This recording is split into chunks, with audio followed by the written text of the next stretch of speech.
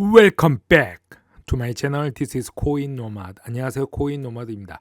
코인게코의 마켓캡 1.13조 달러 정도 되고 비트코인, 이더리움 약간 하락하고 있습니다. 크게 하락할 것 같은 주말을 지나서 월요일, 화요일 가고 있는데 아직 큰 하락한 기미는 보이지 않습니다. 비트코인 차트 보겠습니다. 비트코인이 크게 하락한 후 다시 이렇게 저점을 계속 높여 나가고 있는 상태입니다. 여기서 급격히 상승했기 때문에 급격히 하락할 것이다 라고 생각하는데 하락하지 않았습니다. 지금 상태에서 다시 전 저점과 높은 상태만 간다면은 더 큰 고점이 나올 수도 있다 이렇게 보고 있는데 하락에 더 큰 비중을 두는 것 같습니다. 주된 알트코인들은 얼마나 더 상승할 수 있을지를 몇몇 트레이더 분석을 뒷부분에 올렸습니다. 오늘 리플의 법률 고문 스튜어트 알더로티가 크립토 시장이 SEC 관할권에 굴복해야 한다고 말하는 논리를 다시 생각하고 있다고 말하고 있습니다. 전기 자동차 운전자가 안전벨트를 필요로 하지 않는 것과 같다라고 비교를 했습니다. 자, 이 트윗을 보면은 리플의 법률 고문 스튜어트 알더로티가 게리 겐슬러 트윗을 리트윗하면서 얘기를 하고 있습니다. 게리 겐슬러가 어떤 영상을 올렸길래 이거에 대해서 다시 생각해 보냐. 스튜어트는 실제로 SEC가 소유하고 통제하는 그 주유소를 전기자동차 운전자가 사용하지 않는다고 해서 처벌하는 것과 비슷한 그런 상황이 미국에서 일어나고 있다는 얘기죠.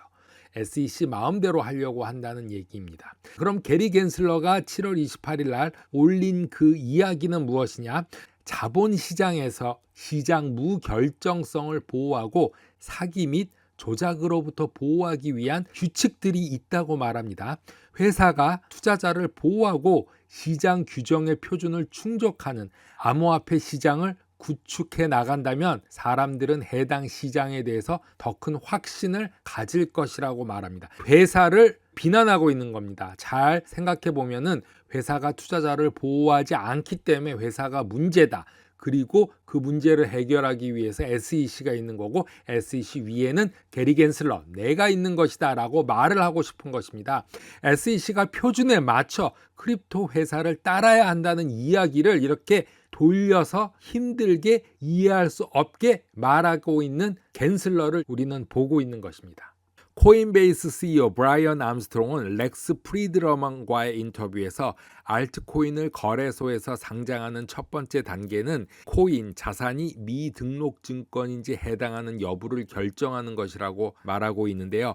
플랫폼에서 새로운 디지털 자산을 상장하기 위한 회사의 전략을 공개하고 있습니다. 기본적으로 합법성 테스트가 있는데 이것이 증권인지 아닌지를 확인한 후 증권이라면 코인베이스에서 상장할 수 없습니다. 이거는 처음이자 기초이고 기본인데 이를 위해서 매우 엄격한 절차를 거친다고 합니다. 미국 법에 의해서 현재 그렇게 할 수 없다고 말합니다. 코인베이스는 SEC로부터 브로커 딜러 라이센스를 취득했고 미국 최고의 크립토 거래소임을 나타내는데요. 운영을 위해서 SEC와 협력하고 노력하고 있고 언젠가는 실제로 암호화폐 증권도 거래할 수 있기를 희망하지만 오늘날에는 미국에선 불가능하다고 합니다. 암스트롱은 합법성 뒤에 증권이 있는데 모든 것이 확인되면 코인베이스는 알트코인을 보증한다는 개념을 벗어나 가능한 한 많은 자산 코인, 알트코인들을 임무의 일부로 상장하기를 원한다고 말합니다. 암스트롱은 결국 수백만 개의 암호화폐, 크립토커런시가 있을 것이며 코인베이스는 사기성 또는 위험하지 않는 광범위한 제품들을 제공하려고 아마존처럼 자림하기를 목표로 하고 있다고 말하고 있는데요. 아마존 제품도 별 3개가 있고 또 별 5개가 있는 거와 유사합니다. 하지만 별을 하나를 지속적으로 받기 시작한다면 우리는 조사에 들어가고 사기나 결함이 있는 것일 수 있으므로 아마존 또한 자사 제품을 자사 플랫폼에서 제거할 수 있다고 말합니다. 시간이 지남에 따라 이러한 자산이 수백만 개가 될 수 있다고 생각합니다. 따라서 기본적으로 미래 자산을 추가할 때 신중을 가하고 뉴스가 되지 않도록 코인베이스는 SEC와 협력하고 있다고 말하고 있습니다. 2008년 금융위기를 예측한 것으로 유명한 헤지펀드 매니저 빅숏의 마이클 버리 또한 블룸버그 기사에 대해 언급을 하면서 SEC가 코인베이스가 증권을 상장했던 이야기가 미국 증권거래위원회가 올바르게 조사할 의지나 IQ가 있는지 의심이 든다라고 말했습니다.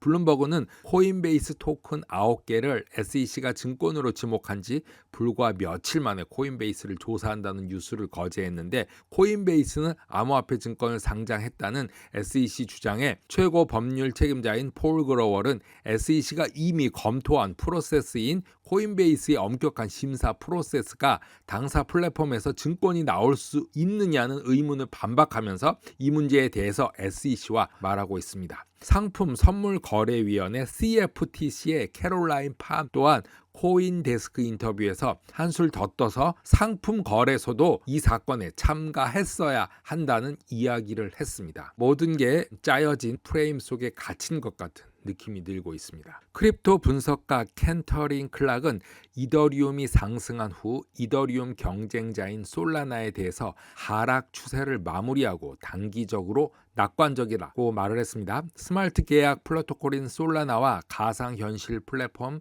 디센트럴랜드 두 가지를 분석하고 있는데, 단기적으로 파란 하늘을 볼 것이다, 즉 상승할 것이다 라고 말하고 있는데, 솔라나가 하락을 거듭한 끝에 추세선을 뚫고 반등해서 올라가고 있는 것입니다. 바이낸스 하루 차트고 이거는 바이낸스 1시간 차트입니다. 단기적으로 여길 봐도 추세선을 뚫고 올라갔습니다. 물론 하락해서 반등한 후 상승할 것으로 기대를 하고 있는데, 이 정도 선이 지지선으로 또 보고 있는 것 같습니다. 솔라나는 45불 이상 이동하면 $60까지는 상승할 것이다 라고 하고 지금 현재 42불에서 44불을 거래하고 있다고 합니다. 디센트럴 마나에 대해서는 1불 03 저항선을 뚫기 위해 이렇게 준비하고 있습니다. 여기서 뚫고 올라가서 반등하는 그 시점이 이제 매수 포인트가 되겠습니다. 뚫을 때 올라가면은 고점이 될 수 있기 때문에 뚫고 나서 반등했을 때 켄터링 클락의 목표는 1불 33까지 일단 상승해서 이 채널 형태를 한 단계 위로 올려놓는 것을 목표로 하고 있습니다. 그 다음에 또 다음 단계로 올라가겠죠. 자, 마지막으로 켄팅턴 클락이 올린 플렉스쉐어 FXS 코인입니다. 발음이 좀 힘든데 플렉스 프로토콜의 두 토큰 중에 하나인 플렉스 프로토콜에서 암호화폐가 알고리즘으로 담보금 준비로 안정화되는 스테이블 코인 시스템으로 사용되는 이 코인인데, 이런 종류의 차트들이 알트코인 중에는 많이 보이고 있습니다. 이런 종류의 코인들이 다른 알트코인보다는 좀 나은 코인으로 보여지고 있습니다. 하락 후 바닥을 다지는 코인으로 상승 가능성이 높아 보이는데, 차트를 잘 분석해 보셔야 됩니다. 계속 보셔야지 어떤 코인이 하락 중에 더 하락할 코인인지 하락 중에 반등할 코인인지를 알 수 있습니다. 켄터링 클락은 FSX 플렉스쉐어가 6불에서 저항을 깨고 올라왔죠. 올랑을 깬 다음에 지지로 전환한 후 깨끗한 강세 설정을 다시 만들고 상승을 준비하게 세팅을 되어 있다라고 보고 있습니다. 이 상태 보면은 이 추세선을 깨지 못한 상태에서 밑으로 하향으로 흘러가고 있죠. 그래서 이 추세선과 이 지지선, 이 추세선이 다시 지지선으로 바뀐 다음에 반등해서 올라가서 새로운 설정을 만들면은 그때서야 투자를 할 수 있죠.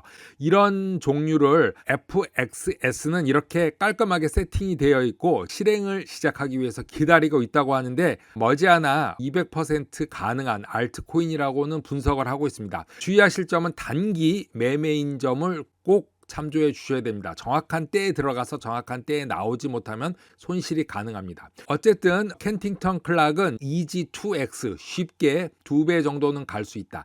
이런 매매를 하실 때는 5분 차트, 15분 차트로 꼭 거래를 하셔야 합니다.